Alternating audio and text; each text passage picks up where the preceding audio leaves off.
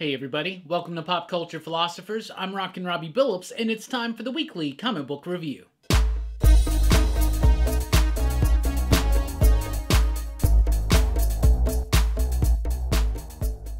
That's right everybody, thanks for checking out the video. I am Rockin' Robbie Billups. This is the weekly comic book review. It's the show where I read a lot of comic books, and I'll let you know what I thought about them, and we always start with the pick of the week. This week's pick of the week: A Dark Interlude, #1 from Vault Comics. Y'all, I loved this book so frickin' much. I loved this book. Now, what this book is it is a sequel to the book Fearscape. Now, Fearscape was a very imaginative, challenging to the reader, not as in difficult to grasp or understand or read, but it itself was a challenge to the reader to kind of dissect why you like what you like and why we hold certain stories up with such high esteem versus other. There's a lot of layers and complexity to it.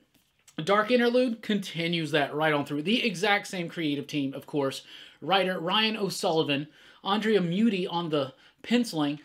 We got Vladimir Popov on the coloring and World Design on the lettering. A Dark Interlude has been a long time coming, but is definitely worth the wait. I frickin' love this. Now, this is a sequel to Fearscape, though the narrator would lead you to believe otherwise. As much as Fearscape was a commentary on the nature of story and storytellers, this is a commentary on sequels, on franchises, on not ever having an original idea. So, for instance, instead of creating something new, in our real world, Ryan O'Sullivan and company did a Fearscape sequel, and it's called A Dark Interlude. It has got everything that you loved about the first one, but with that different perspective on discussing sequels. Why do we love sequels? Why do we love ongoing stories? Why do we love retreads? Why do we love reboots, relaunches? Why is this happening? This is what this book gets into, and it really also elaborates a lot more on the mythology established from the original book, Fearscape. Now, if you are interested in this one, because it is the pick of the week, I would highly encourage you to check it out, but it is pretty much almost near necessary to have read Fearscape first. Now, they do a great job in this book of not only recapping Fearscape for you, but pointing out the fact that they're recapping Fearscape, and that's pretty freaking cool. This book has got a really sarcastic wit and tone to it, much like the first one, but this one maybe even a bit more on the nose. But I loved it, right? So, but I would highly encourage you to read Fearscape first.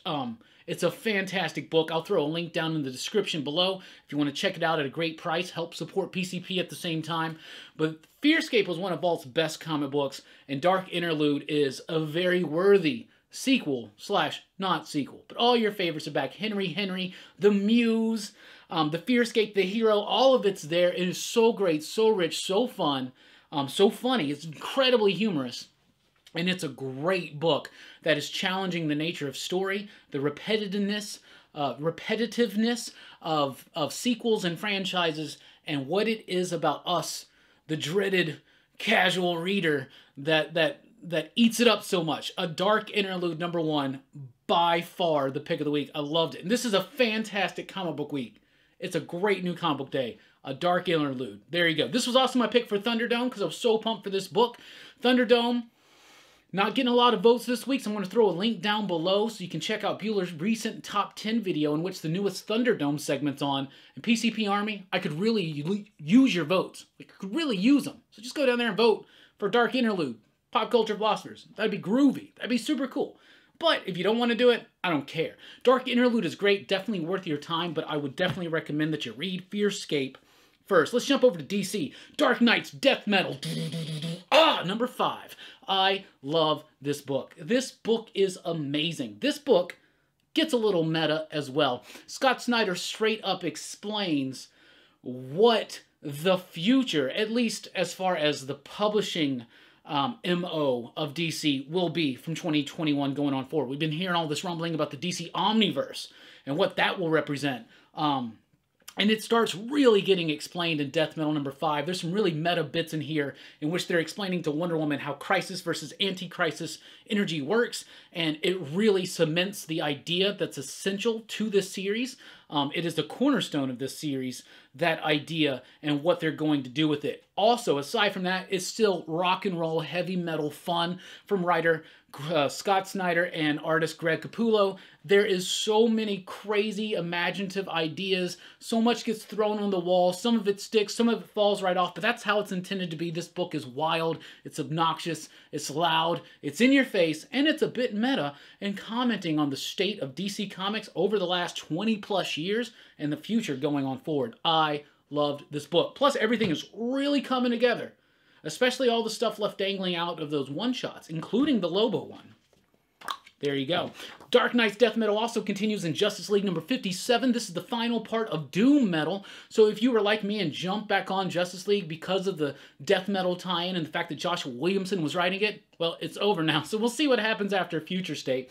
But this was a really fun, satisfying wrap-up to this story. It was Luthor in the Justice League, albeit a new Death Metal iteration of the Justice League. We got Nightwing, we got Hawkgirl, we got Martian Manhunter, we got Detective Chimp, Cyborg, Starfire, and Lex Luthor. And they're trying to free the Legion of Doom from Perpetua's throne, which is an essential key to the ultimate defeat of Perpetua. But obviously, as we're learning in Dark Knight's Death Metal, Perpetua is not really the big threat. But this really wraps up a lot of that stuff left dangling from the Snyder Justice League run that led into Death Metal. So it ties a bunch of that stuff in, including Omega Titans, the Legion of Doom, and it really sets up a moment that is incredibly well done at the end of this issue and leads directly into issue 5 of Death Metal. Loved it. Thought it was great. Batman #103.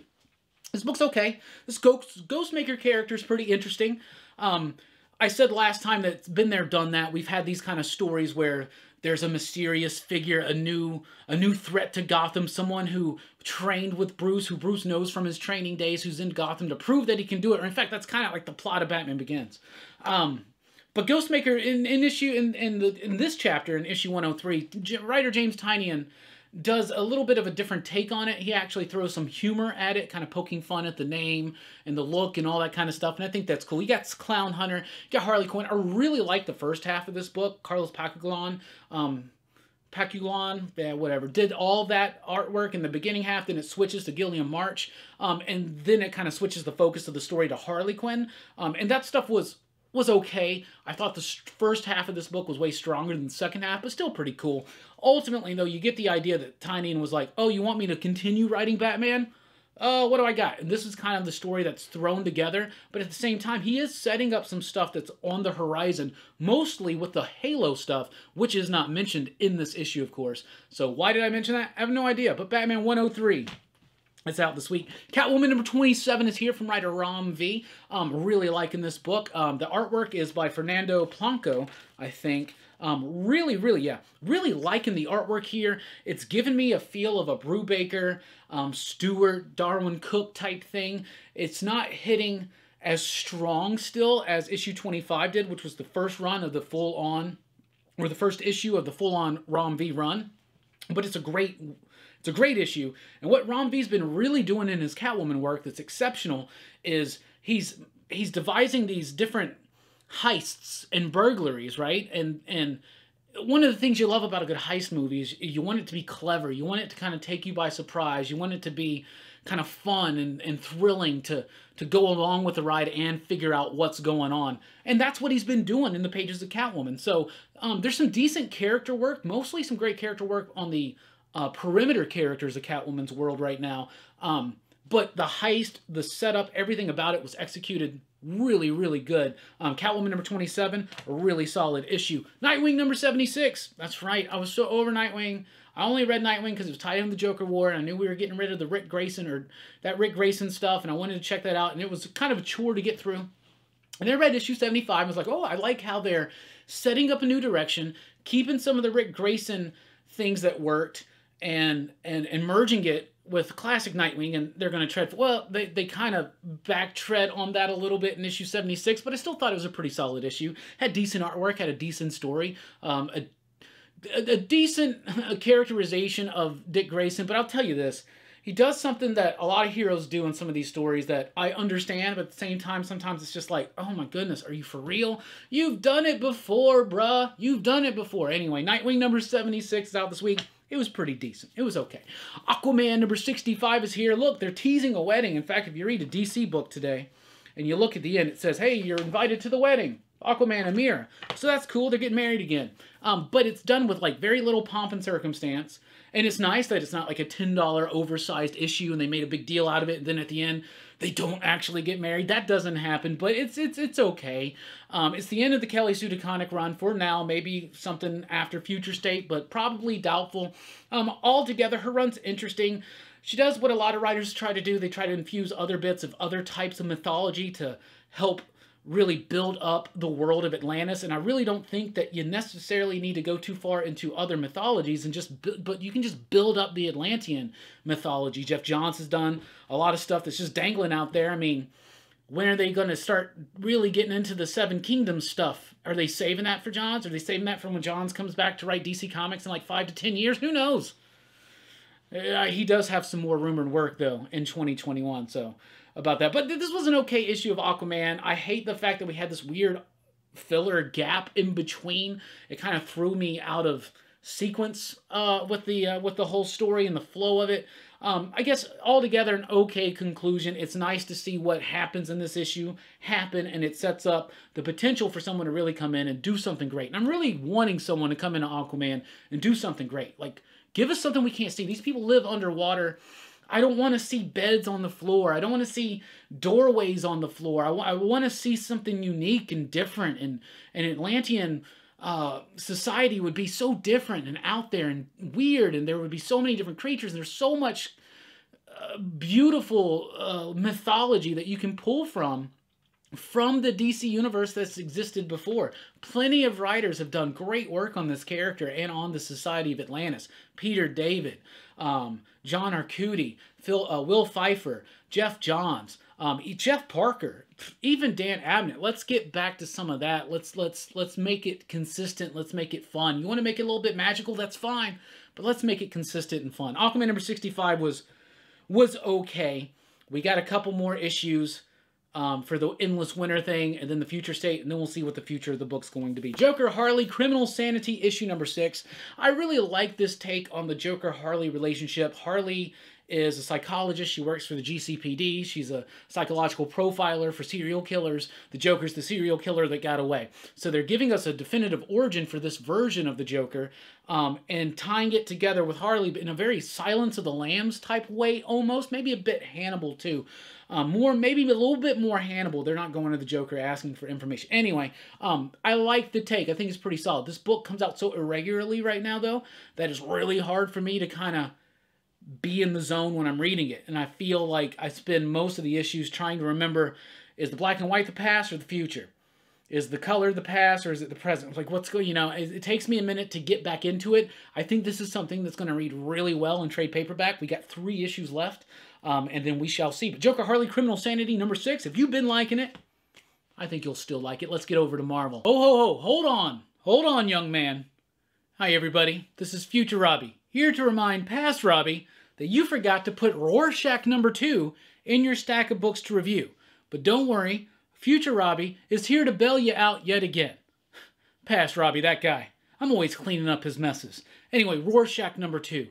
I loved this issue. I didn't like issue number 1. What I thought would be it's written by Tom King, artwork by Jorge Fornes and Dave Stewart. Dave Stewart's coloring, mwah.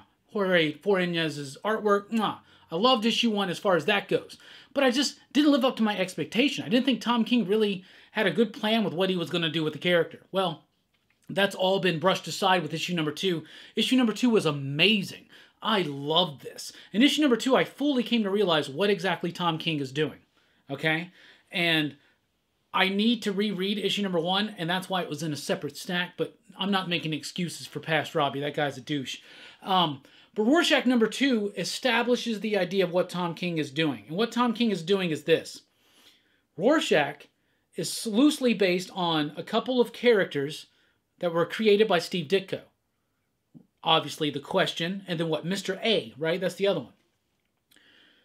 This is Tom King using a character based on Steve Ditko in the Watchmen universe, who was inspired by Rorschach to create characters like the Question and Mr. A, which in turn inspired him to become Rorschach, which has led to this mystery, which is us in the real world reading a book by a comic book creator talking about another comic book creator through the lens of some other comic book creator's creation based on this other comic book creator's creation.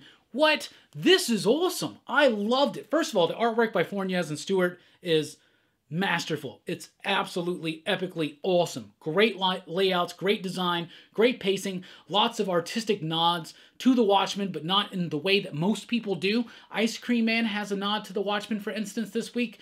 Past Robbie already talked about that, but you'll see that. Trust me. I'm from the future. Remember. And they do the 9-panel grid, and that's what most people do. Jorge Fornes and Dave Stewart are able to homage Watchmen in a way not just doing the 9-panel grid, and doing it in a very excellently well-done way. The writing is really good. The mystery deepens, and once you realize what's going on, and you see the references, and the subtle nods, and the not-so-subtle nods, wow. I really like this one now. I'm really excited to see where it's going. I have not done a complete 180 from issue 1 to issue 2 probably ever like I have with Rorschach. I freaking love this. So if I encourage you not to pick up issue number 1 last month, well, I'm here to tell you to I'm really encouraging you to pick up issue number 2. And you might as well get number 1. But it's really dealing with the philosophy of Steve Ditko, Alan Moore, The Watchmen, The Question, Mr. A. It is Mr. A, right? I hope I'm remembering that right. And all that wrapped up in one, and really crazy stuff. Anyway, that was your visit from the future, where we have the first King in Black book, but don't get your hopes up. It's not King in Black number 1. We're still 2 weeks away from that, I believe. It's a Symbiote Spider-Man miniseries. It's the next Symbiote Spider-Man run, and it is supposed to work as a King in Black tie-in. This is supposed to be dealing with one of Noel's first attempts to awaken in the 616 or whatever. It's okay. Seriously, if you are getting hyped for King in Black, like, I mean, who's not, right? I mean, we're all ready for Noel to come because we've been waiting for Noel to come forever. And that sounded really gross, but it's okay. It's fine. Symbiote Spider-Man King in Black, number 1. It's the third Symbiote Spider-Man run. It's Peter David. It's Greg Land. If you liked it before, you might like this. But if you're getting into this book, ready for your first taste of King in Black, I think you'll be sorely disappointed. There's a tie-in there, kind of. And it's interesting to see some personal favorite Spider-Man villains reappear, and a personal favorite crazy cosmic villain appear. And an interesting thing that they spoil right there, that Rocket's in it. But I really don't like Greg Land. I really don't like Greg Land. I used to really like his work when he was doing Sojourn back in the cross-gen days, back in like the early aughties and all that. But his work now is just sloppy. It's rushed. It's just, you know, he light boxes a lot from like existing material, like magazines and stuff like that. And it's kind of obvious, and it gives his artwork a very stiff and stagnant type feel to it, and I just can't get into Greg Land these days. I just don't like it. I think that really pulls away from my enjoyment of this book. The story's okay. I mean, the story's set during the 80s. I mean, not during the actual 80s because of the sliding timescale, but set during the Symbiote Spider-Man run.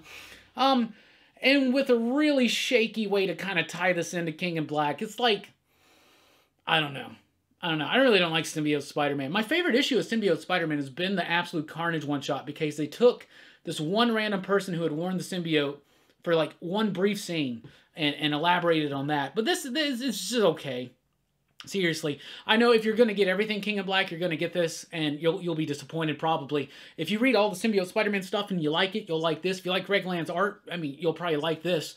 If you're a super hardcore Spidey guy, whatever, but it's just okay. It didn't really do much for me. Venom number 30 is here. I mean, I'm really liking these variant covers by Stegman. Should be the main covers, but whatever. It's been a really cool section here. This is the final issue of Venom Beyond, because in a couple weeks we got King in Black starting, so now we got to really get tie into that. So I'm going to tell you this. King in Black should have happened right after Absolute Carnage. Come on. Are you serious? Let me tell you this. I really honestly think that Venom Island and Venom Beyond, they have cool bits, they have cool issues, But all in all, it just feels like we're just wasting time to get to King in Black. Now, obviously, when Donny Cates came on Venom, he blew me away. He was really dealing with codependency. He was dealing with addiction. He was dealing with despair and depression. He was dealing with some real things. And since Absolute Carnage, it's definitely gotten a bit more fillery in a way. It's just, let's just bide our time waiting for Null to arrive. I really feel like there should have been less of a wait. Now, I know that we've had the COVID situation, so maybe it would have felt differently if Absolute Carnage wasn't a year ago, but was actually just a few months ago. But still, the Venom Beyond story for me has been okay. They have some interesting choices in here where they kind of, I don't want to get into it, I don't want to spoil anything, but there's some choices towards the end that's, what? But when it ends, I did get a little tingle of excitement being like, y'all, King in Black's about to start. Finally, we've been waiting for this. But Venom Beyond, the final issue, it's okay. Venom Beyond in general was okay. Venom Island in general, to me, is just okay. This is just my opinion. If you think differently, that's fine. Let me know in the comments below. But I just feel like Donny Cates and company have just been biding their time, kind of wasting time for King in Black. But I am excited for King in Black, and I really think that's going to build on a lot, and I really hope it sets up for an exciting future for Venom. Widowmakers, Yelena Belova and Red Guardian. Actually, it's Red Guardian and Yelena Belova. Just guess they decided to go alphabetical first name, because Red Guardian's first name is Red. You know he's Red Foreman, right? Anyway, Widowmakers is a one-shot. It is basically here to introduce us to the comic book versions of Yelena Belova, the other Black Widow, and Red Guardian, for just in time for the movie. But the movie's not out, and Marvel said, screw it, let's just go ahead and put all this stuff out. This is okay. If you really don't know who Yelena Belova or Red Guardian are, maybe you want to check it out. But if you want to know more about Yelena Belova, I would recommend the earlier Devin Grayson stuff. This is written by Devin Grayson, so I actually was kind of excited for it. It's okay. It's decent. And Red Guardian's in there. But if you want to know more about Yelena, I would recommend the original Marvel Knights Black Widow runs by Devin Grayson, and especially the Greg Rucka one, Pale Little Spider. Really good stuff there. But Widowmakers was, I'm glad it's just a one-shot. It's a one and done. It sets these characters to return in the Marvel Universe so that they can use them to tie them in around the time that the movie's out. That's basically it. I'm sure that's what it is. This is the whole point of this one-shot, is to let you know that, yes, these characters come from the comic, and they're out there. It's okay. It's okay. We have Marvel Voices. This is the second one-shot in the Marvel Voices line. They're meant to be set up to give us creators from, like, minority groups, you know, like the first one were mostly like Black American creators and stuff like that, I believe. So this one is indigenous voices, so this is Native American voices, and that's really, really cool. So all the creators, I believe, are Native American, and all the stories are about Native characters in the Marvel Universe. Echo, you get a Moonstar story in here, and you've got Silver Fox or something like that. Now, there's a lot more they could have done with, but they have a nice reference. The first story in here is really cool, and the cat that's been doing the artwork for those covers, Vilgetti or whatever it is, with the Native American looking artwork, that stuff is awesome. This right there, can I get a poster of that textless? That would be freaking amazing. But that actually spotlights all the various Native American characters. You got Puma. I mean, that's awesome. Puma? I haven't thought about Puma in forever. Puma, Forge, Warpath, Thunderbird, you get a lot. But the stories themselves, they're okay. They're kind of throwaway, but it is cool to see the spotlight on these creators. But if you really want to spotlight these creators, let's let them do something a little bit bigger. But I did like this book. I thought it was cool, and I love that David Mack cover. Echo's one of my favorite characters, so there you go. Marvel Snapshots, Avengers. These Marvel's Snapshots issues started so strong with the first couple. Submariner, Fantastic Four, Captain America. Then they've started kind of petering out. Spider-Man, X-Men. Now we got the Avengers. The Avengers one is okay. Didn't really do that much for me. I like the approach. It's the approach like Marvel's, the Kurt Busiek, Alex Ross story. It's got a great Alex Ross cover. They all have great Alex Ross covers. I mean, every cover by Alex Ross is a great cover, right? Mad props to Bueller, by the way, for going out of his way to get every single one of those timeless variants. They look really, really great. I really hope they do villain ones. Marvel Snapshots Avengers is just okay. But it's that slice of life. It's a story set in the past of Marvel from the perspective of the everyman in a way. And it's a little cheesy and cliche for this one. It was okay. I think we're nearing the end of that. Ten of Swords. We got 3 chapters of Ten of Swords. Were they better than last week? Last week, me and a lot of other people didn't really dig on Ten of Swords. They kind of built up this whole thing about these giant sword fights, and then so the first half of Ten of Swords has a really deliberate pace in building up the threat and the importance of the swords and the tournament and these characters. And then all of a sudden last week, it goes breakneck speed. Most of the battles aren't even sword battles. They're ridiculous. They feel silly. It's like, what's going on? So now we got 3 more chapters. First up, we have XForce number 14, which is part 17 of Ten of Swords.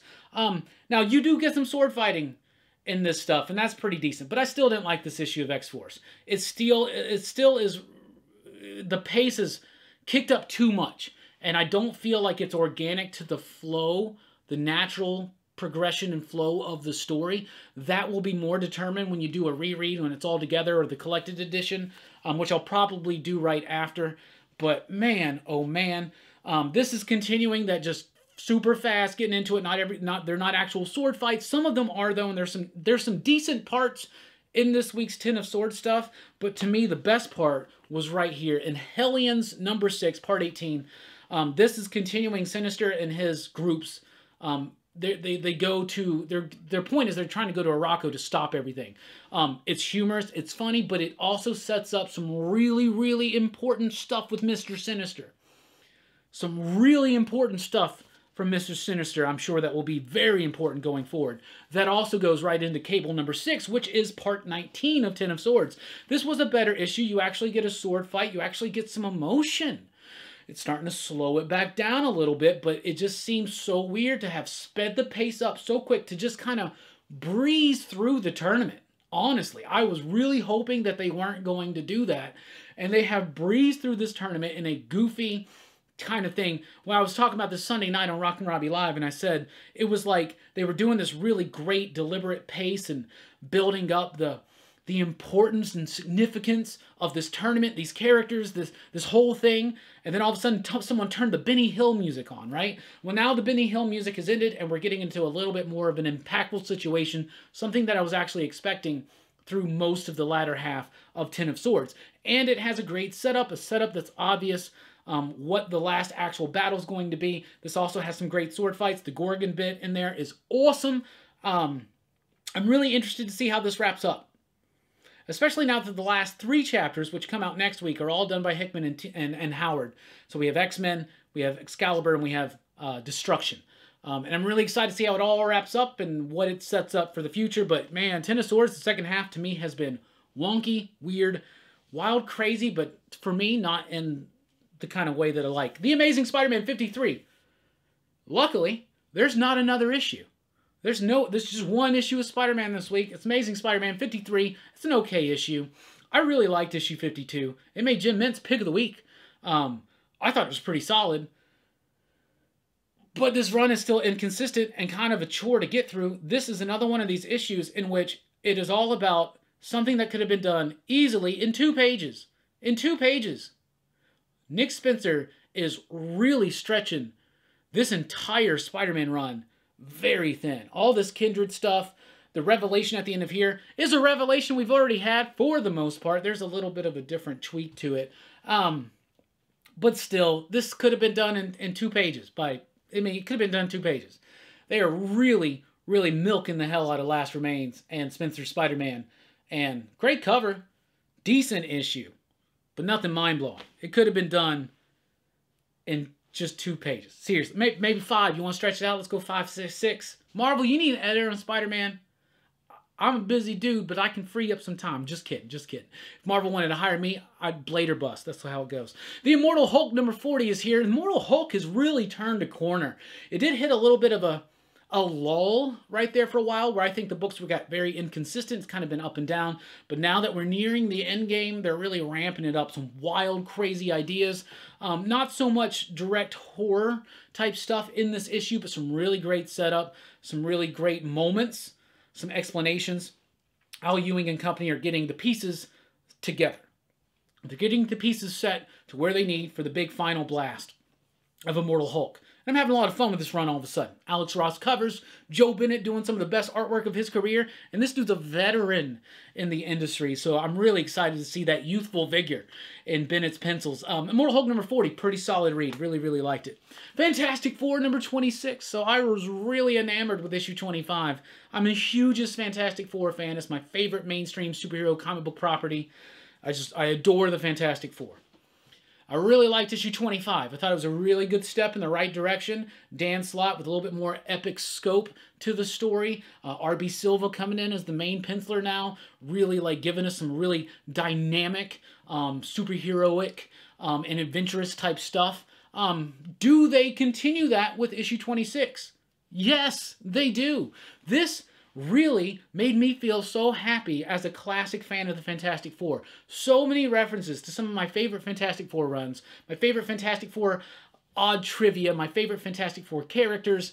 I'm really liking it now. 2 issues, these last 2 issues of maybe Empire had to get out of Slott's system.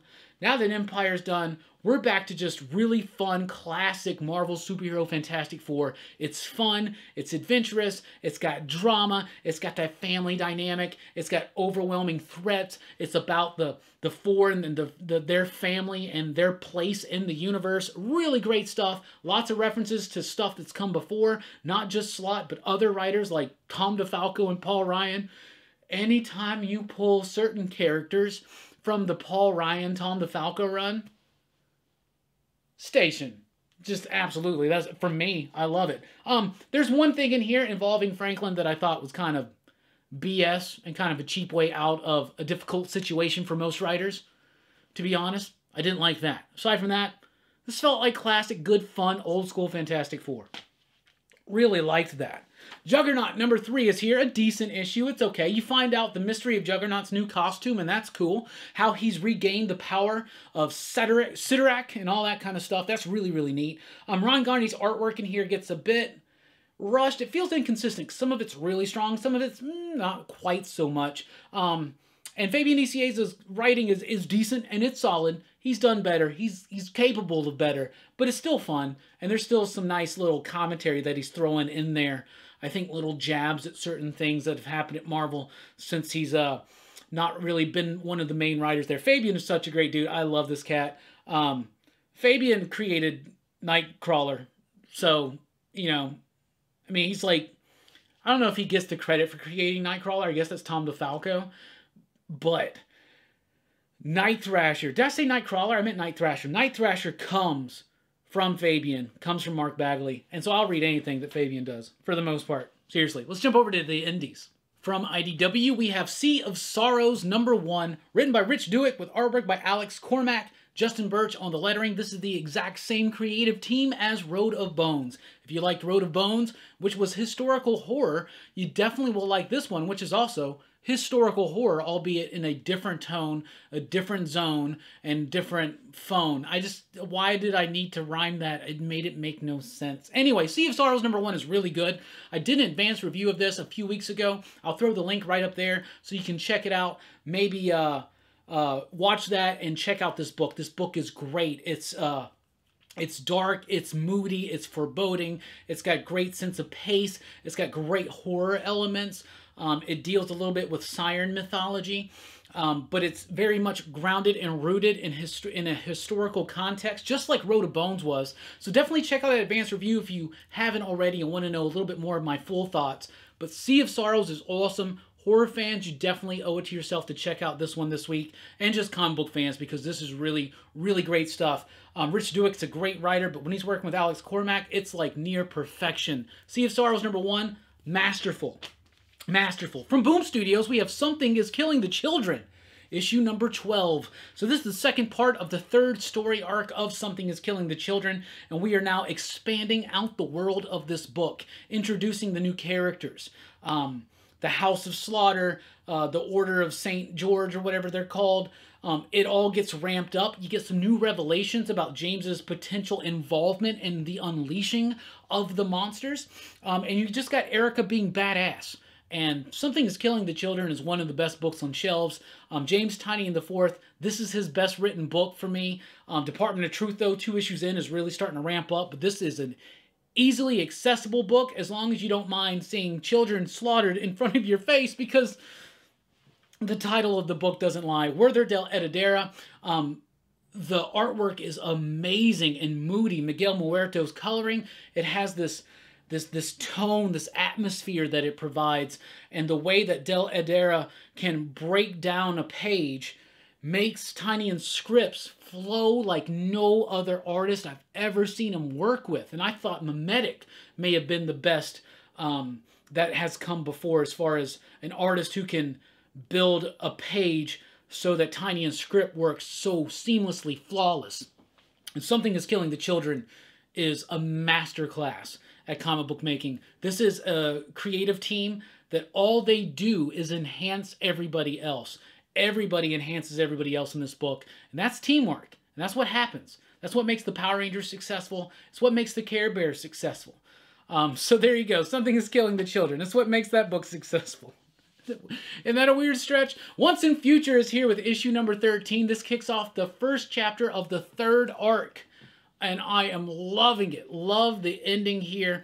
We're getting into more folklore from the area, from England and all that kind of stuff, and I'm just loving it. Dan Moore's pencils, so crisp, so clean. Tamara Bonvillain's color choices, so amazing, so bold, so just wow.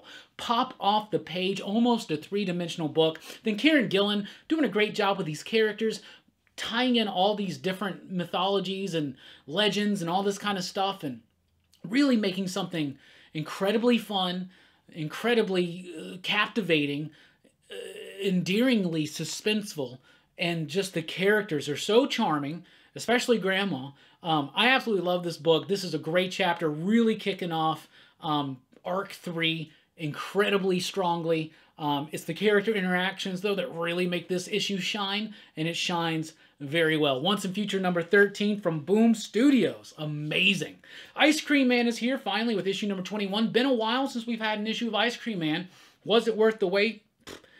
Y'all know it was worth the wait. Ice Cream Man number 21 was awesome, and as you can tell from the cover, and as you can tell just getting into a few pages, this is a tribute, artistically, composition-wise, towards the Watchmen. There's a lot of Watchmen references in here. Does the story reflect the Watchmen? Maybe you could read into that. Maybe it's there a little bit, but what we are still being given is a typical Ice Cream Man story. Bittersweet. Filled with despair, but with a tinge of hope. It feels like real life.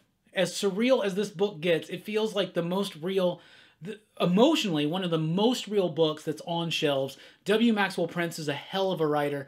When you add in Martín Morazzo's penciling and Chris O'Halloran. Chris O'Halloran's coloring has always been something to highlight on Ice Cream Man, but in this issue, he's taking his own style and doing a tribute and an homage to what Higgins did as the colorist on Watchmen, and it's awesome. I really like it. Plus, it starts getting, every so often that you get an issue of Ice Cream Man that may dig a little bit deeper into the entire mythos of Ice Cream Man and who he is and where he came from and things like that.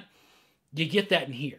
But altogether, it's a detective story that is about humanity. That's what Ice Cream Man is about. As surreal as it gets, as crazy as it gets, as uncomfortable as it gets at times. This is one of the most human books out there on shelves. It really gets into the idea of the human experience, which is filled with anxiety, depression, despair, but also filled with hope and optimism and fun and humor and love. Ice Cream Man balances so delicately all those different emotions. No other comic book is doing that.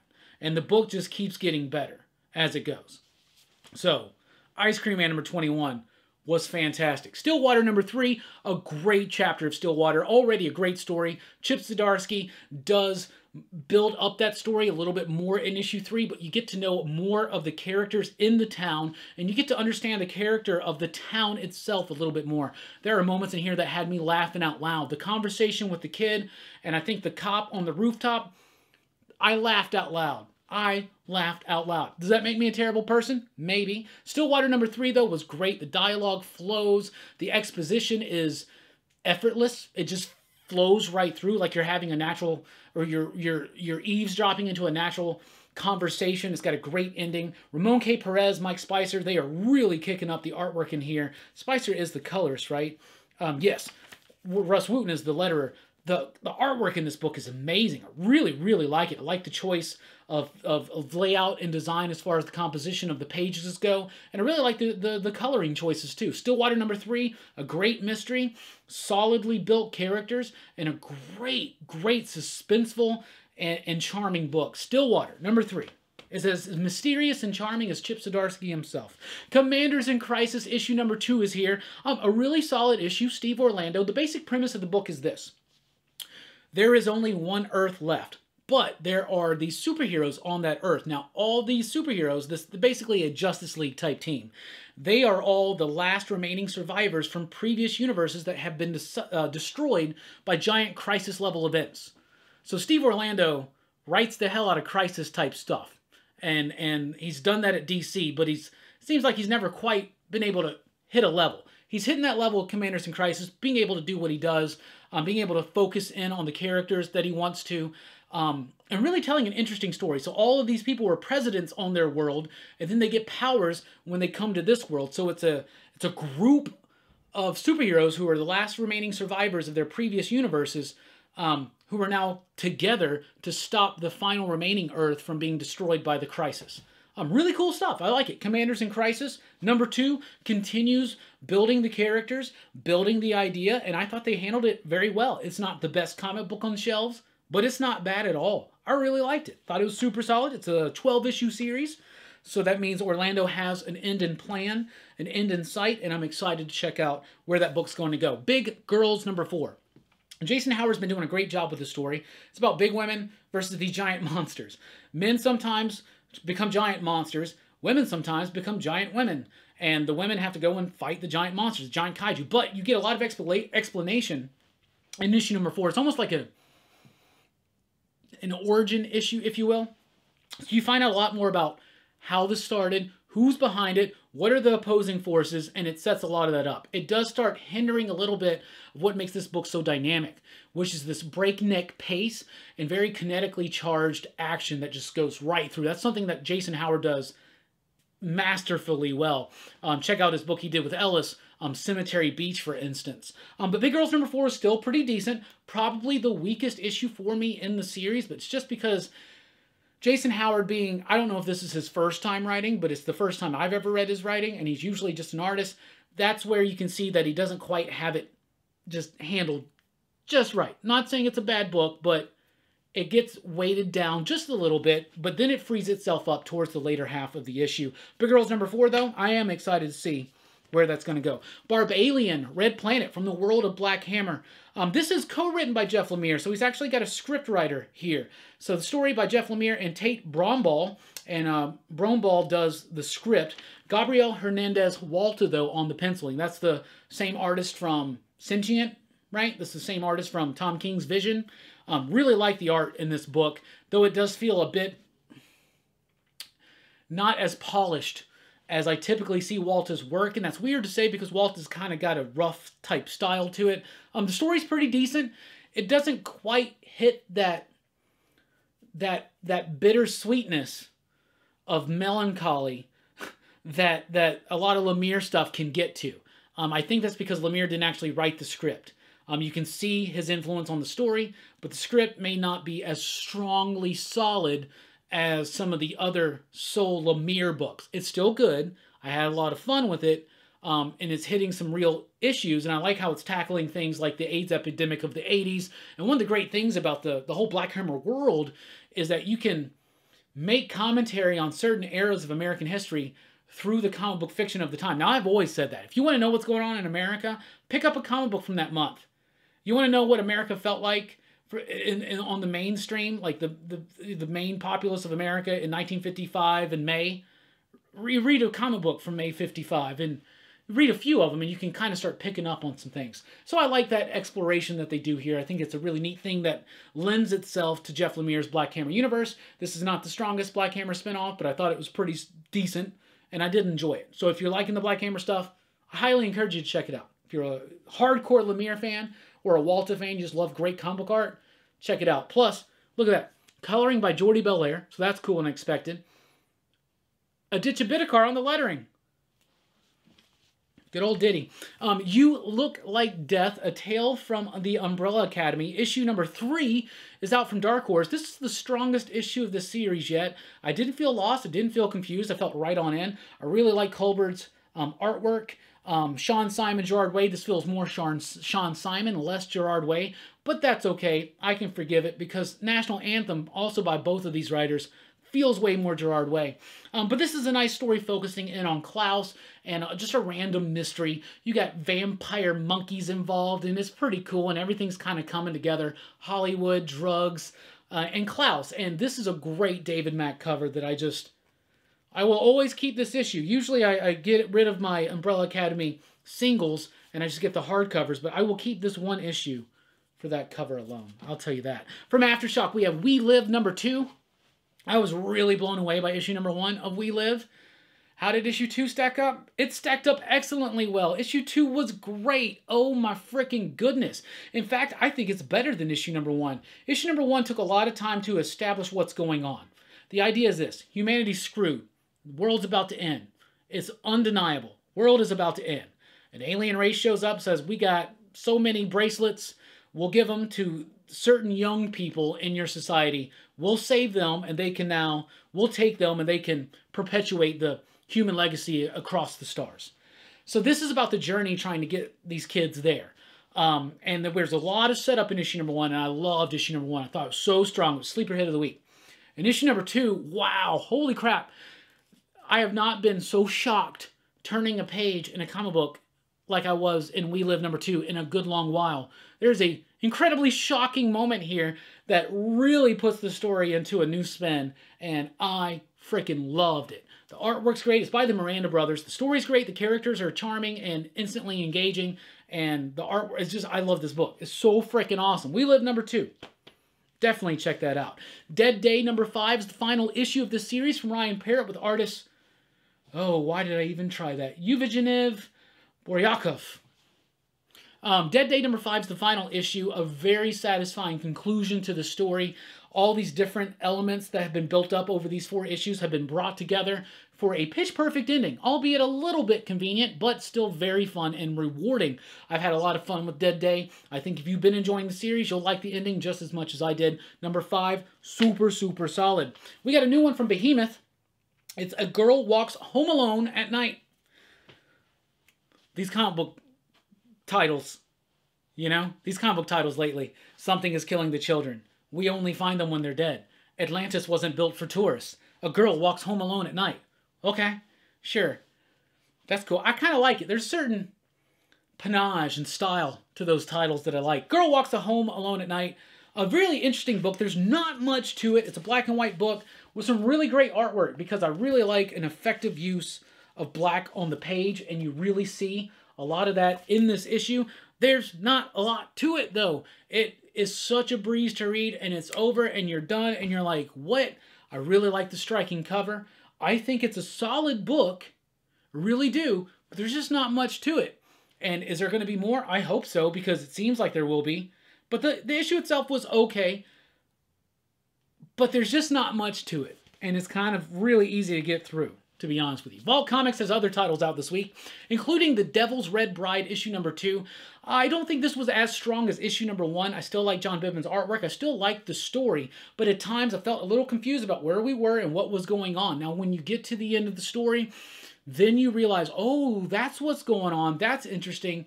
That sparks a reread. Already time to sit down and reread 1 and 2 to keep the flow of the story. So is that a fault? Maybe, just a little bit. But Devil's Red Bride is still a very solid book, and I like it. A great samurai tale. Like I said, it was a bit,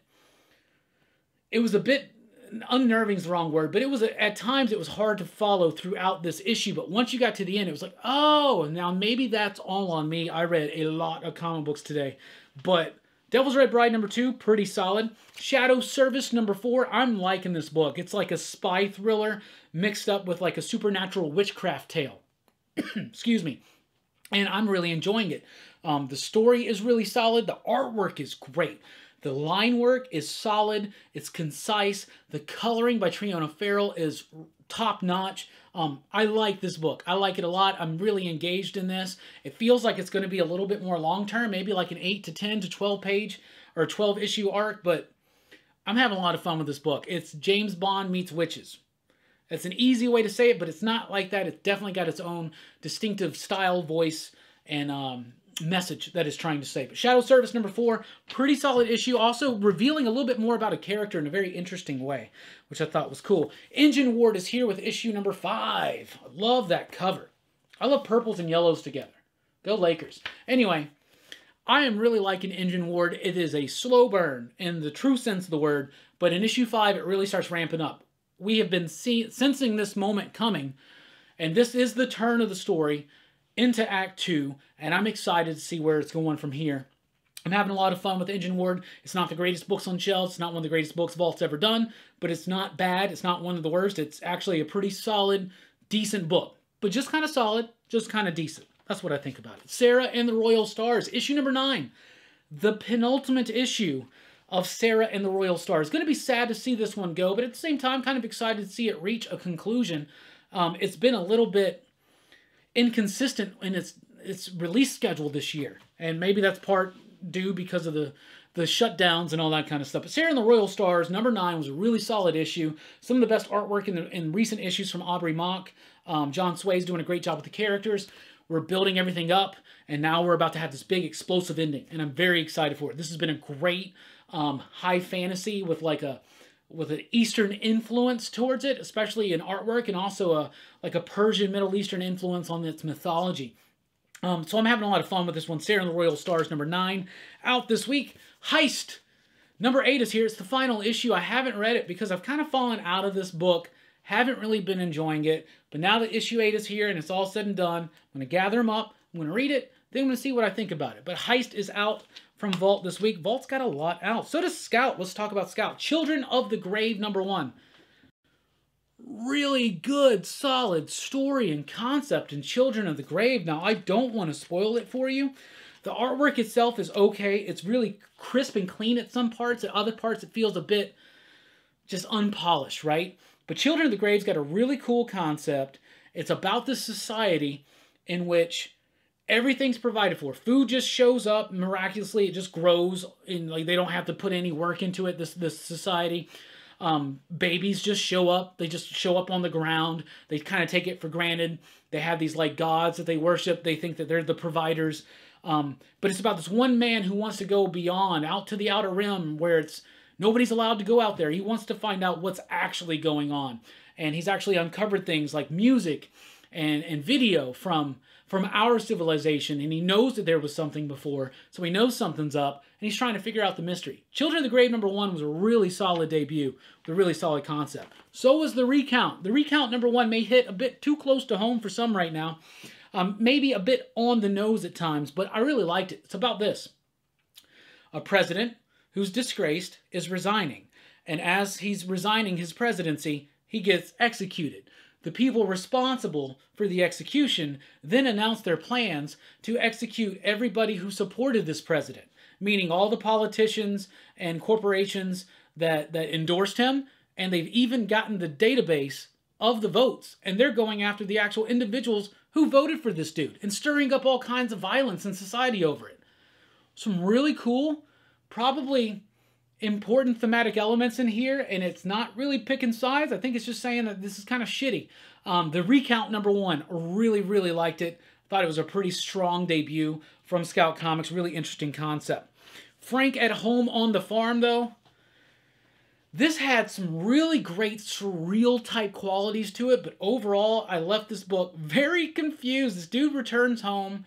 I think he's been at war. They do some really great stuff, especially with the artwork of him kind of flashing back to his war days. And some really great stuff there artistically. And other times the art's not really working for me as far as effectively telling the story. But it's about this dude who comes home from war, and he goes to his family farm, and he can't find his family. And he goes to town trying to look for him. Nobody remembers that these people even exist. So there's a mystery there, and it's got this surrealism to it. But by the end of it, I'm like, nothing hooked me in. Like, it's got some really great moments artistically, and it's got an interesting concept and hook, but it doesn't really quite hook you. Not quite enough. So Frank at Home on the Farm. It was interesting, but I don't know if it's going to warrant many people to check out the next issue. Is there a next issue? They've been doing some of them. Or is that Scout? Somebody's doing these ones where they're just releasing the first issue and then a trade later. Anyway, Frank at Home on the Farm is interesting. It's interesting. Atlantis Wasn't Built for Tourists, issue number 3. Pretty solid issue. I think the strongest so far has been issue number 1. We start getting a lot of revelations about what exactly is happening in this town of Atlantis. There are vampires, there are water mer creatures and things like that. It gets tied into some Lovecraftian ideas, and I think that's really cool. So Atlantis Wasn't Built for Tourists number 3 was pretty solid. It was okay. It was nifty. Grindel, Kentucky number 3. I kind of like this issue. I almost debated not reading this, but I haven't skipped an AWA book yet, and I figured if I can make it all the way through the Resistance Volume 1, why not Grindel, Kentucky? I like Tommy Lee Edwards' artwork, though it doesn't feel as refined as it typically does. The story is decent. It's kind of like Monsters meet the Dixie Mafia, but it's got some interesting bits in here, and it's decent. It's not bad, but it's not anything that I think is super, super memorable. Same with Bad Mother. Bad Mother number 4 is a pretty solid issue.